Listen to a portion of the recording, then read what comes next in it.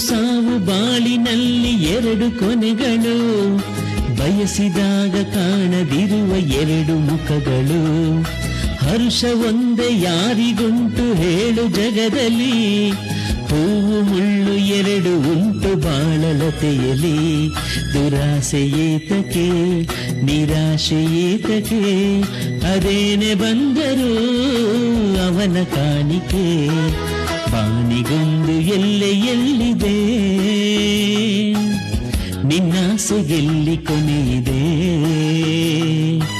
ಏಕೆ ಕನಸು ಕಾಣುವೆ,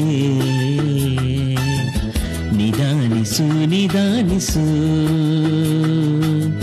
ನಿಧಾನಿಸು ನಿಧಾನಿಸು ನಿಧಾನಿಸು ನಿಧಾನಿಸು.